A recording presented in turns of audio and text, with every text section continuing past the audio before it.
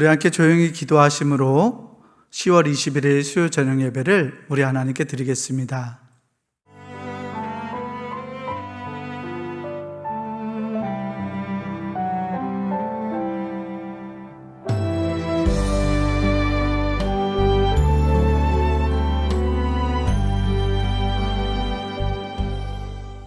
새 노래로 여호와께 노래하라. 온 땅이여 여호와께 노래할지어다. 여호와께 노래하여 그의 이름을 송축하며 그의 구원을 날마다 전파할지어다. 사랑과 은혜의 하나님 감사합니다. 오늘 수요 예배로 하나님께 영광 돌리고 예배드릴 수 있도록 우리를 주장하시는 하나님 감사합니다. 주님께서 베풀어 주신 사랑과 구원을 날마다 감사하고 감격하며 살아갈 수 있는 우리의 삶이 되게 하여 주시옵소서.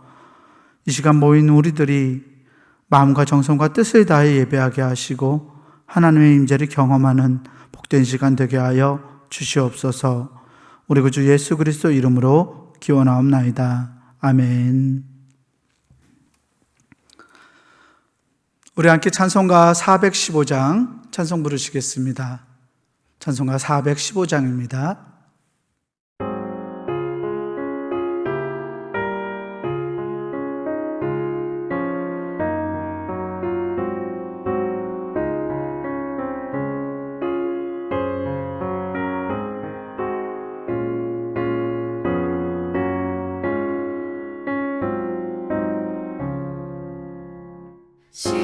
십자가 그늘 아래 나 쉬기 원하네.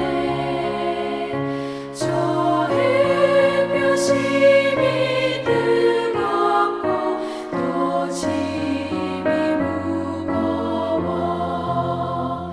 이 광야 같은 세상에 늘 방황할 때에 주 십자가의 그늘에 내 쉴 곳 찾았네. 내 눈을 밝히 떠서 저 십자가 볼 때 날 위해 고난당하신 주 예수 보인다. 그 형상 볼 때 내 맘에 큰 찔림 받아서 그 사랑 감당 못하여 눈물만 흘리네. 십자가 그늘에서 나 길이 살겠네. 나 사모하는 광채는 주 얼굴뿐이라. 이 세상 나를 버려도 나 두려움 없네. 내 한량없는 영광은 십자가뿐이라.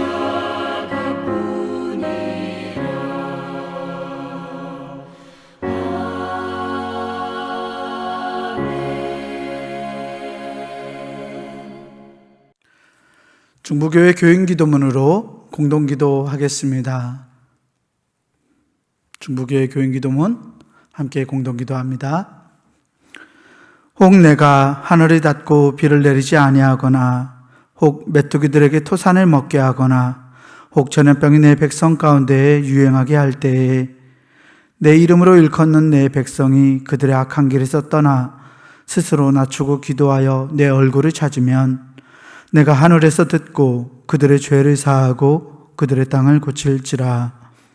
생사와 복을 주관하시는 하나님, 이 땅이 코로나19 바이러스로 인해 고통과 아픔 속에서 신음하고 있습니다. 주여, 우리를 불쌍히 여겨 주시옵소서. 먼저 우리의 더러운 죄악을 용서해 주시옵소서. 우리가 죄악 속에 살아왔음을 고백합니다.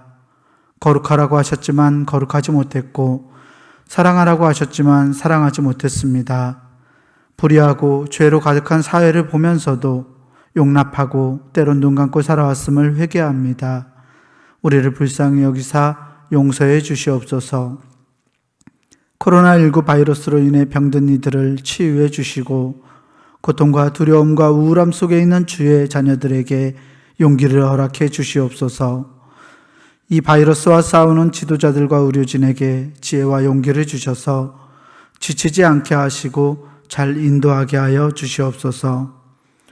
이 악한 바이러스의 세력이 속히 물러가게 하시고 정치, 경제, 사회, 문화 모든 분야에 있어서 이 땅이 안정되게 회복시켜 주시옵소서.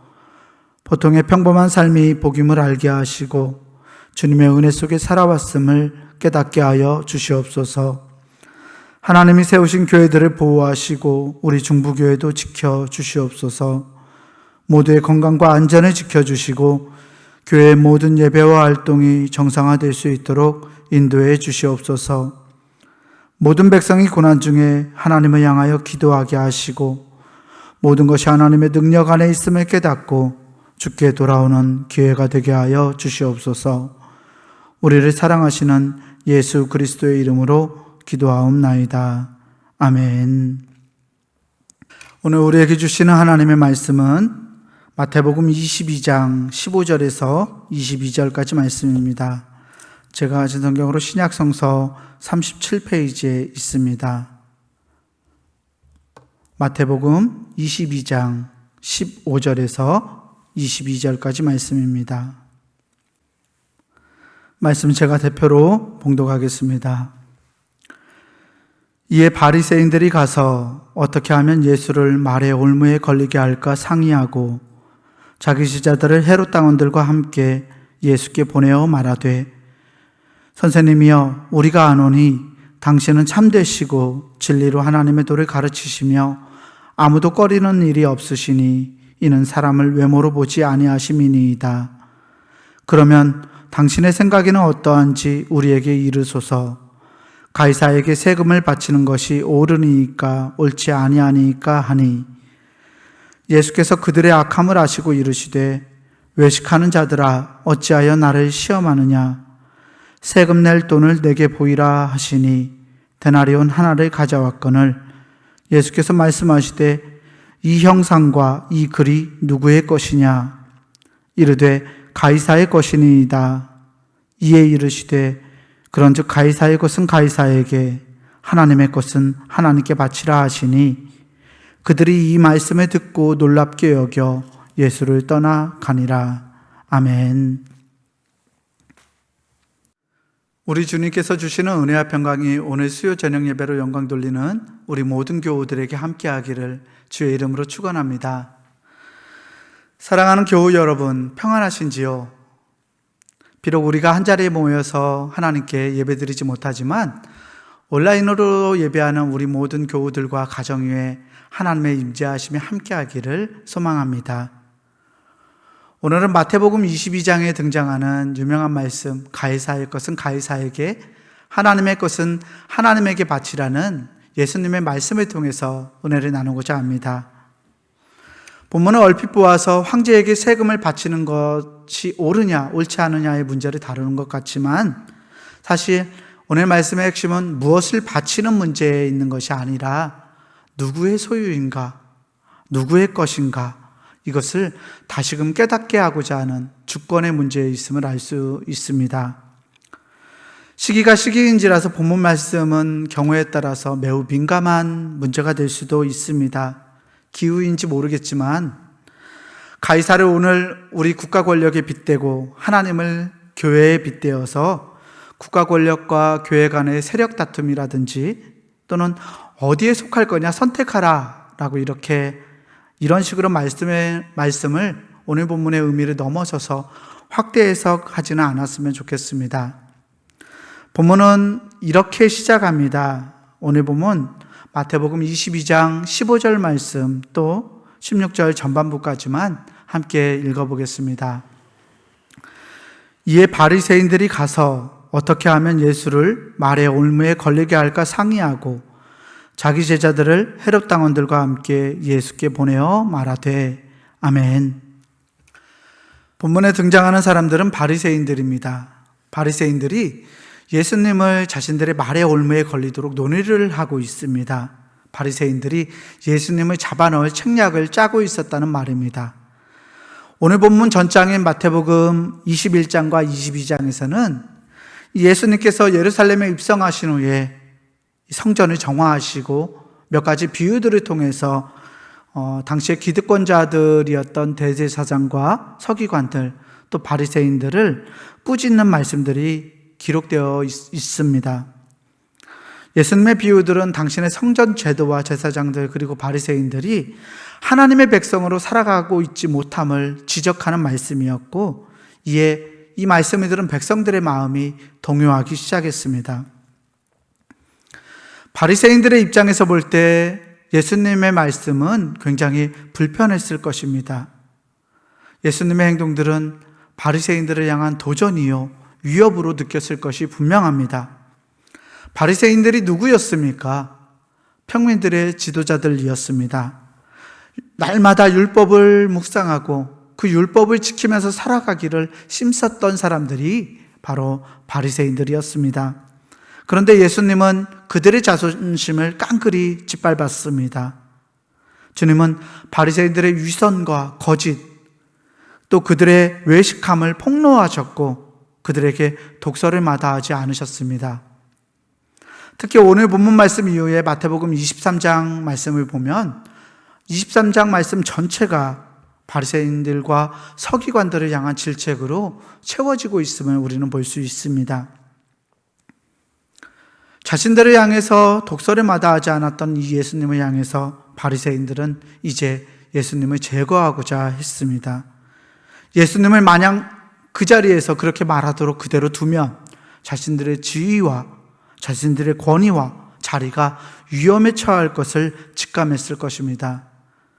15절 말씀처럼 바리새인들은 예수님을 제거하기 위해서 모략을 짰고 자신의 제자들과 헤롯 당원들을 예수님께 보내어서 다음과 같이 말합니다. 선생님이여, 우리가 아노니 당신은 참되시고 진리로 하나님의 도를 가르치시며 아무도 꺼리는 일이 없으시니 이는 사람을 외모로 보지 아니하심이니이다. 그러면 당신의 생각에는 어떠한지 우리에게 이르소서. 가이사에게 세금을 바치는 것이 옳으니까 옳지 아니하니까. 먼저 바리새인들은 예수님을 한껏 치켜 세웁니다. 예수님을 참되다고 말합니다. 진리로 하나님의 도를 가르친다고 예수님을 칭찬합니다. 나아가 예수님은 사람을 외모로 보지 않으신다고 말합니다. 그런데 예수님을 향한 이 바리새인들의 칭찬에는 뼈가 들어 있습니다. 그들의 마음에서 진심으로 우러나서 하는 칭찬이 아니었습니다. 사탕 발린 바리새인들의 말 속에는 그들의 거짓과 위선과 숨은 속내가 자리하고 있었습니다. 바리새인들의 말을 살펴보면 예수님의 지난 행적들이 녹아들어 있는 것을 알 수 있습니다. 사실 하나님의 도를 사람들에게 가르치는 몫은 바로 바리새인들의 것이었습니다. 그런데 예수님으로 인해서 이제는 자신들의 지위와 권위가 위협받게 된 것입니다. 그들은 예수님이 세리와 죄인들을 허물없이 대하고 또 가까이 했던 것을 잘 알았습니다. 아무 곳에도 얽매이지 않고 어느 누구도 꺼리지 않으며 진실하여 거침없이 하나님의 말씀을 전한다라는 이 바리새인들의 사탕 발린 말 속에는 은근히 예수님의 지난 행적을 비꼬는 그러한 의도 또한 녹아들어 있습니다. 한껏 예수님을 띄워놓은 후에 그들은 예수님께 마치 율법의 자문을 구하는 척 묻습니다.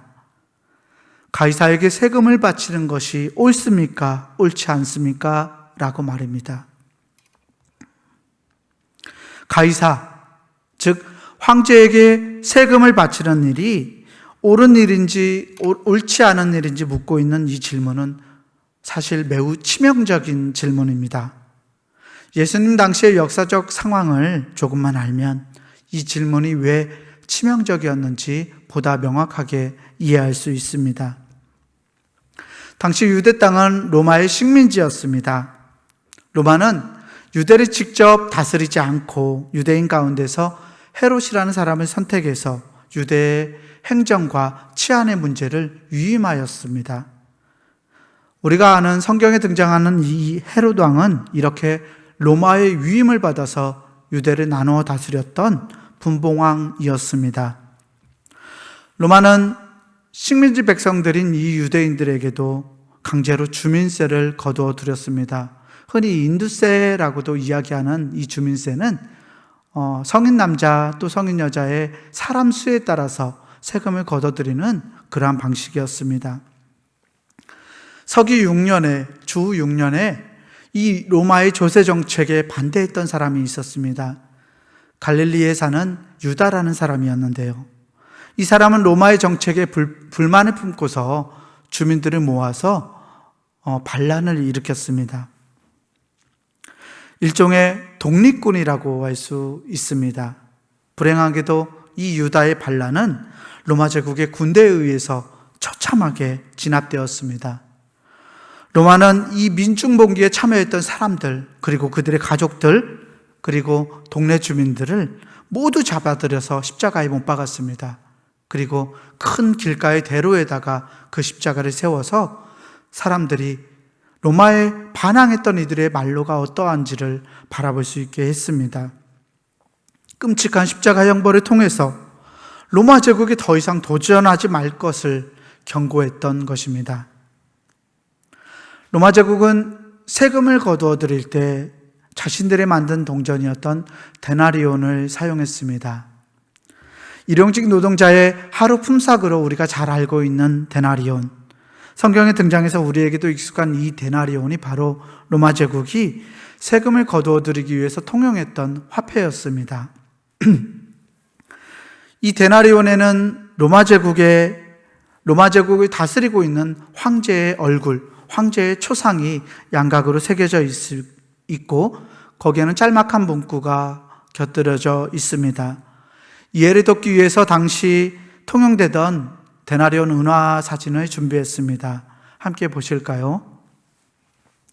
네, 동전의 앞면에는 갈릴리 유다의 반합을 진압했던 로마 황제 티베리우스의 초상이 그려져 있습니다. 그리고 그 초상 옆에는 다음과 같은 문구가 새겨져 있습니다.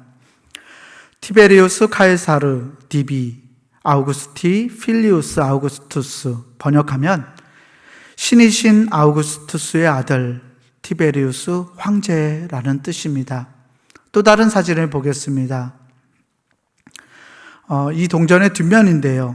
이 뒷면에는 티베리우스의 어머니인 황태후 리비아가 신들의 보좌에 앉아있는 모습이 양각으로 새겨져 있습니다.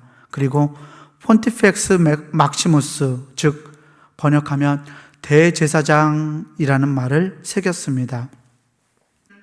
방금 보셨던 이 화폐 데나리온은 단순히 세금을 걷는 용도로만 쓰여졌던 것이 아니라 로마 제국의 황제가 살아있는 신적 존재라는 것을 사람들에게 선포하고 선언하는 데도 사용되었습니다.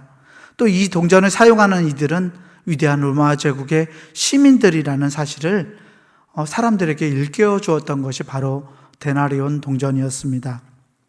제국을 선전하는 도구로서 이 화폐를 널리 활용했던 것입니다. 그렇다면 예수님 당시의 유대인들은 이 데나리온 동전을 볼 때마다 어떤 생각을 했을까요? 유대인들은 율법을 따라서 하나님의 형상을 만드는 것을 금했습니다. 그 거룩한 이름을 부르는 것조차 불경하게 생각했던 이들이 바로 유대인들이었습니다. 유다의 반란이 잔인하게 진압되었던 것을 보았던 유대인들에게 이 동전은 하나님을 모독하는 부정한 것을 상징했을 것임에 틀림없습니다. 유대인들이 성전세를 낼 때는 데나리온 동전을 사용하지 않고 세겔이라는 유대인들만의 동전을 사용했습니다. 그렇게 성전에 들어갈 때 성전세를 꼭 세겔로 환전해서 내도록 고집했던 이유도 이러한 배경 탓일지도 모릅니다. 적어도 유대인들이 자신의 신앙에 있어서 어떤 자존심을 지키기 위해서 유대인들은 성전세를 낼 때는 꼭 자신들의 동전은 세겔로 냈던 것입니다. 또 로마 제국의 이 부정한 동전 데나리온을 볼 때마다 유대인들은 우리의 자유가 사라졌구나, 우리의 자유를 빼앗겼구나라는 이러한 상실감을 깊이 인식하면서 동전에 대해서 혐오를 가졌을지도 모릅니다. 이러한 역사적 배경 아래 오늘 본문 말씀을 살펴보면 바리새인들의 질문이 얼마나 심각하고 치명적인 것인지 잘 알 수 있습니다. 예수님께 묻습니다. 로마 황제에게 세금을 내는 것이 옳습니까? 옳지 않습니까? 어느 쪽을 선택해도 빠져나갈 수 없는 진퇴양난의 질문입니다. 만약 예수님이 황제에게 세금을 바치라고 말한다면 예수님은 로마의 조세 정책에 동조하는 민족의 반역자로서 낙인 찍혔을 것입니다.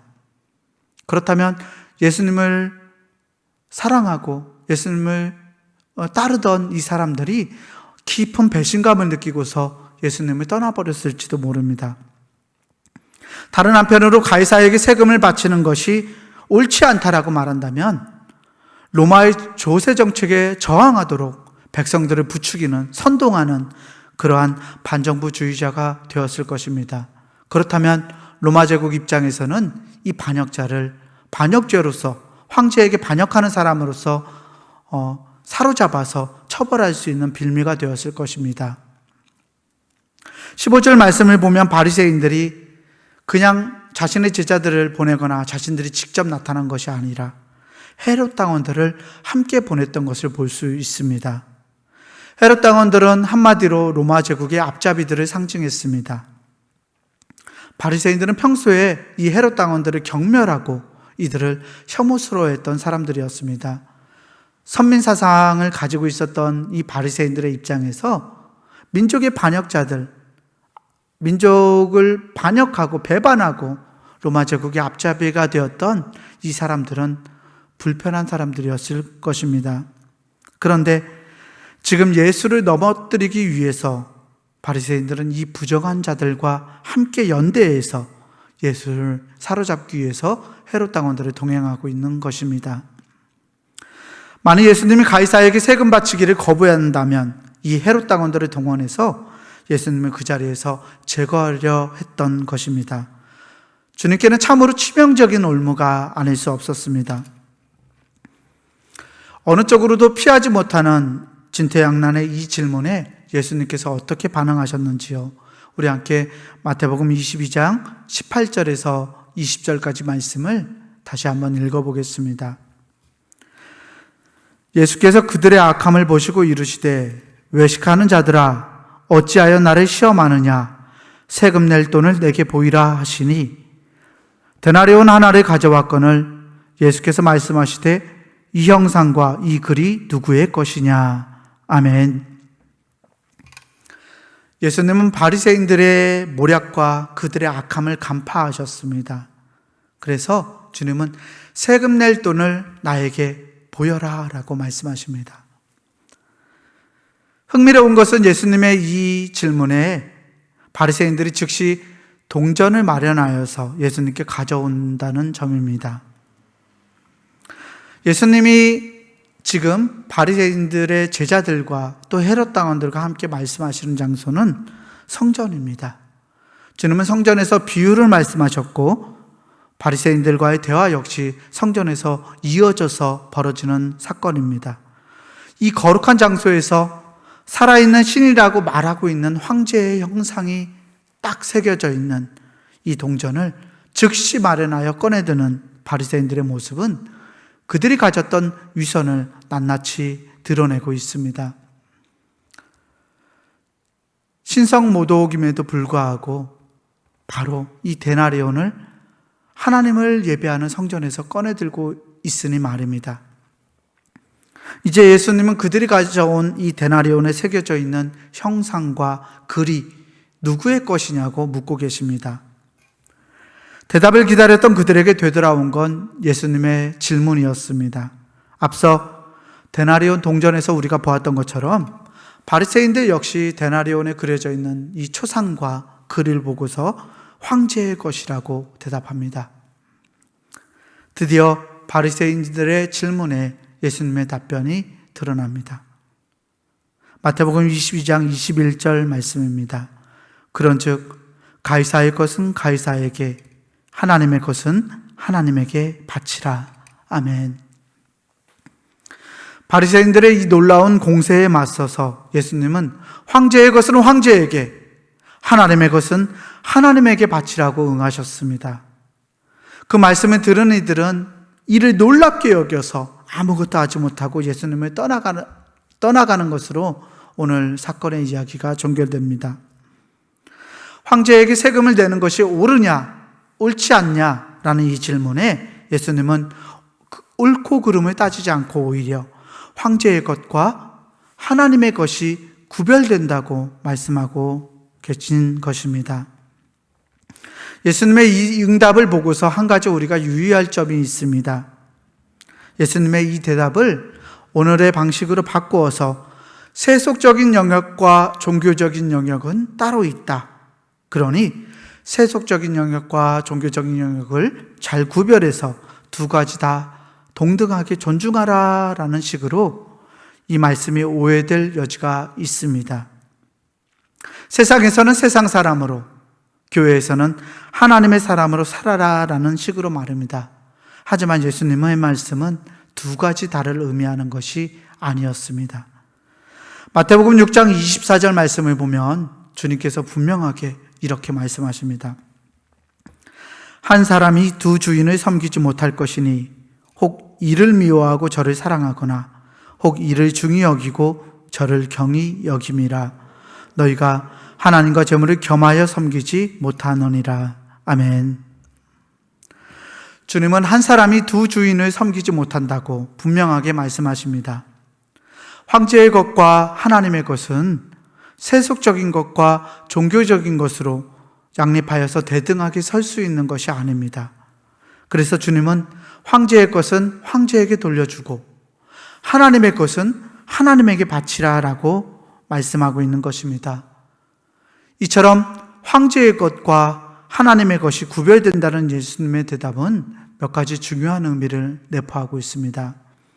먼저 이 예수님의 대답은 황제는 하나님이 아니다라는 말입니다. 당시 사람들은 황제를 하나님의 아들, 신의 아들, 구원자, 주님 이렇게 부르면서 숭배했습니다. 황제가 신이라는 사실을 부정하는 것은 사실 로마 제국에 반역하는 것입니다. 그런데도 예수님은 황제는 신이 아니라 황제일 뿐이다라고 말씀하고 있는 것입니다. 둘째로 이 말씀, 예수님의 이 대답은 질문을 던지고 있는 바리새인들을 책망하고 있는 말씀입니다. 가이사의 것은 가이사에게, 하나님의 것은 하나님에게 바치라라는 이 말씀을 통해서 주님은 역으로 바리새인들을 책망하면서 그들의 마음을 두드리고 계시는 것입니다. 너희는 지금 누구에게 충성을 바치고 있느냐? 너희에게는 어떤 형상이 새겨져 있느냐? 너희는 도대체 누구의 소유냐? 주님은 이렇게 대답을 통해서 책망하고 계시는 것입니다. 창세기 1장 27절에는 우리가 잘 알고 있는 한 말씀이 나옵니다. 하나님이 자기 형상, 곧 하나님의 형상대로 사람을 창조하시되 남자와 여자를 창조하시고. 아멘. 사람은 하나님의 형상을 따라서 지음받은 존재입니다. 예수님은 로마의 황제의 형상이 새겨져 있는 이 데나리온이 바로 황제의 것인 것처럼 하나님의 형상이 새겨져 있는 하나님의 사람들은 하나님의 것임을 말씀하고 계십니다. 주님은 세금 납부에 대한 문제를 소유와 주권의 문제로 변화시키고 계시는 것입니다. 주님의 말씀은 이런 것일지도 모릅니다. 만약 티베리우스 황제가 몇 데나리온을 원한다면 기꺼이 줘버려라. 그것을 줌으로써 사람이 사는 것이 자기 재물의 많음에 있지 아니함을 깨달을 수 있기 때문이라고 말씀하고 계시는지도 모릅니다. 무엇보다 귀중하게 우리가 여겨야 할 것은 바로 하나님 아버지의 뜻에 따라서 하나님의 형상을 온전하게 드러내며 살아가는 삶이라고 주님은 오늘 본문의 말씀을 통해서 우리에게 가르쳐 주고 계십니다. 사랑하는 교우 여러분, 우리 모두가 하나님의 형상이 새겨진 존재라면 우리는 모두 하나님의 소유입니다. 또한 우리의 주권자는 다름 아닌 하나님이십니다. 우리가 참으로 살아있다라는 것은 우리 안에 하나님의 형상이 드러나면서 세상을 살아가는 것을 의미합니다. 그래서 참된 헌신은 나를 온전하게 하나님께 드리는 것입니다. 교회 안에서만 하나님의 형상으로 살아가는 것이 아니라 나를 통해서 하나님의 형상이 세상 가운데에 드러나게 살아가는 것이 바로 우리 그리스도인들의 참된 헌신입니다. 세상에서 하나님의 형상을 드러내지 못하는 삶은 바리새인들의 삶처럼 위선된 삶인지도 모릅니다. 우리 그리스도인들은 거룩함과 세속함의 경계 안에서 살아가고 있는 사람들입니다. 그런데 이 거룩과 세속이 동일한 가치를 지니고 있지는 않습니다. 우리는 가이사의 세계에서 살아가지만, 세속적인 영역에서 살아가지만 그 세계에서 하나님의 흔적을 발견하고 또 그 흔적을 드러내야만 합니다. 세속적인 영역을 살아가지만 세속적인 영역에서 하나님의 흔적을 드러내 살아가는 삶, 그것이 바로 하나님께서 우리들에게 원하시는 그리스도인의 삶입니다.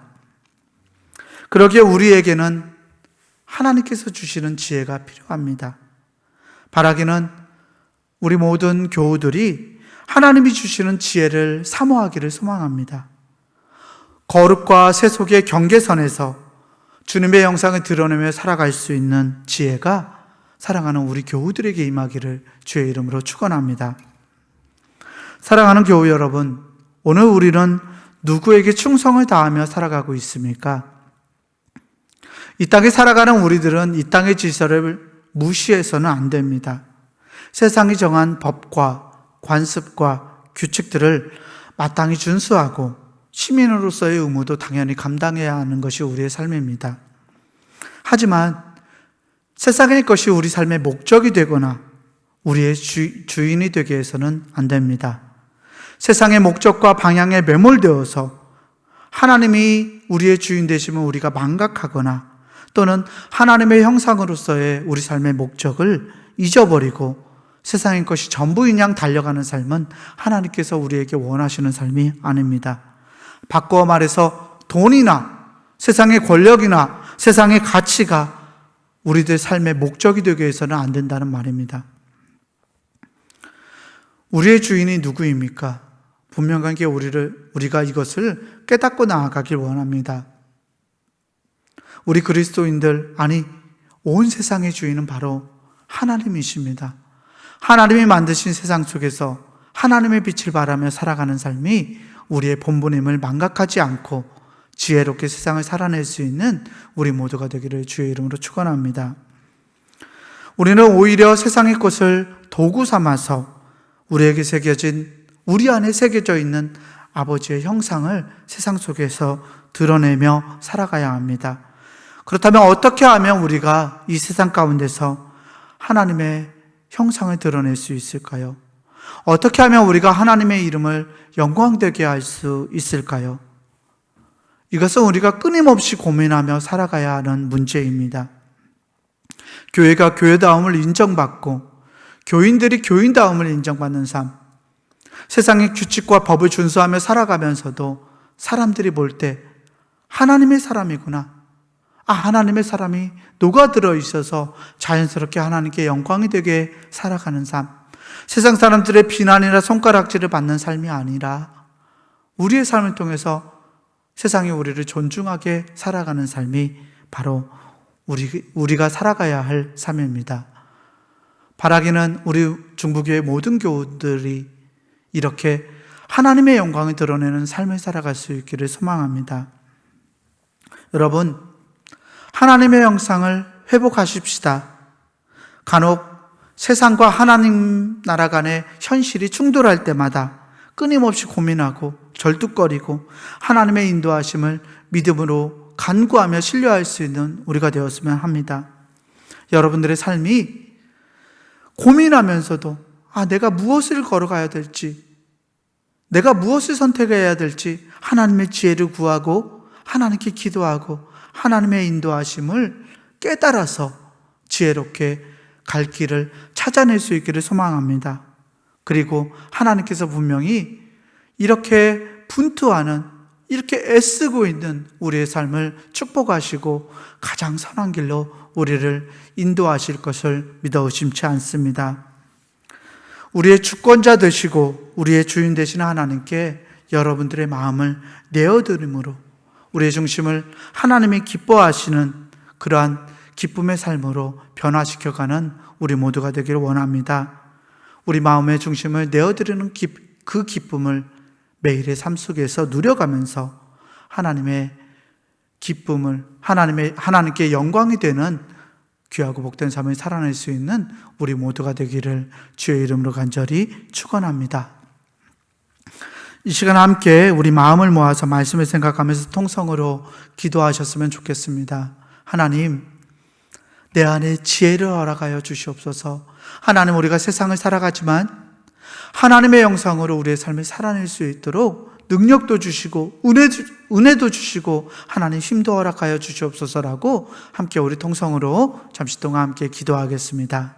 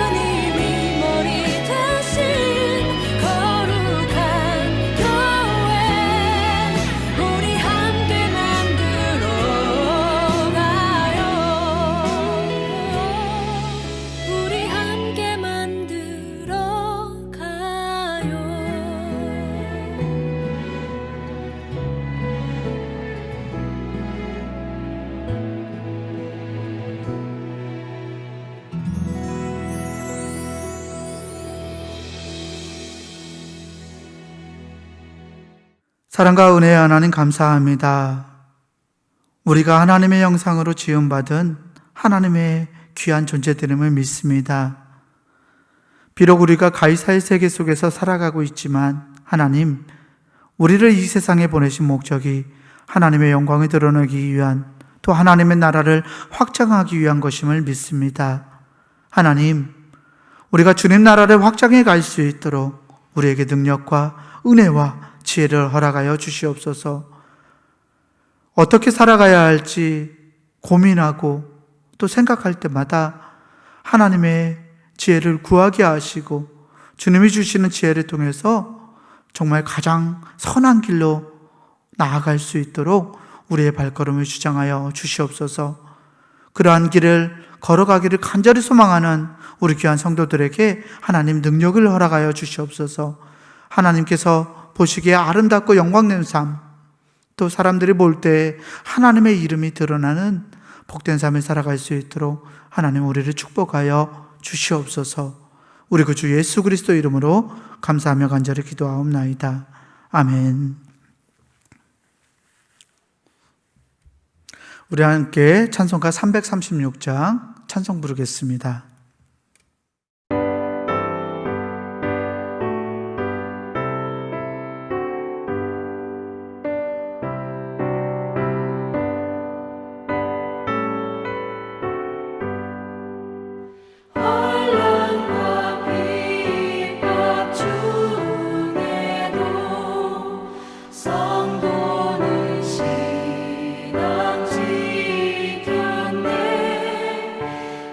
시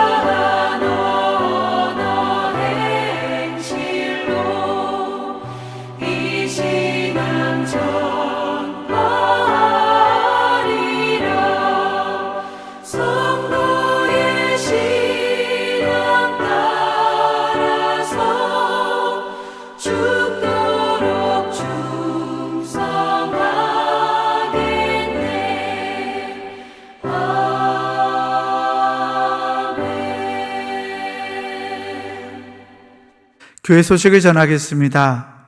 먼저 예배입니다. 주일 예배는 1부에서부터 4부까지 모두 현장 예배로 드립니다. 모임을 염려하시는 분들은 실시간 유튜브 영상 예배를 통해서 예배에 참여하실 수 있습니다. 1부, 2부, 3부 예배까지는 실시간으로 중계하고 있으니 몸이 건강치 않으시거나 모임에 오시는 게 불편하신 분들은 영상을 통해서 예배를 드리시면 되겠습니다.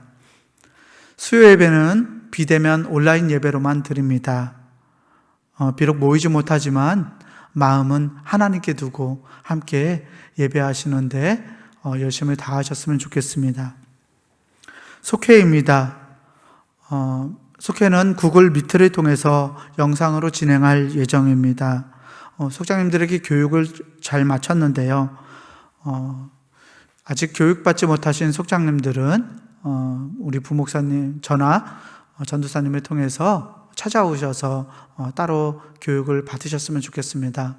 그리고 비록 만나지 못하지만 이 온라인 매체를 통해서 함께 속회를 드리고 모이는 데 힘쓸 수 있는 우리 교우들이 되었으면 좋겠습니다. 특별기도회를 준비하고 있습니다. 11월 1일 주일에서부터 30일 월요일까지 한 달 동안 진행할 예정입니다. 담임 목사님께서 매일 보내는 영상 혹은 교회 홈페이지를 통해서 참여하실 수 있습니다. 교학교 중고등부 예배입니다. 영상을 통해서 예배와 공과를 진행하고 있습니다. 학부모님들께서는 도와주셔서 우리 자녀들이 예배 생활을 열심히 할 수 있도록 함께 도와주셨으면 좋겠습니다.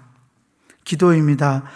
중부교회 교인기도문을 통해서 매일 오후 9시 함께 기도하시길 바랍니다. 또 연속기도회에도 열심히 동참하셔서 이 코로나19 바이러스 사태가 하루속히 끝날 수 있도록 마음을 모아주시기를 바랍니다.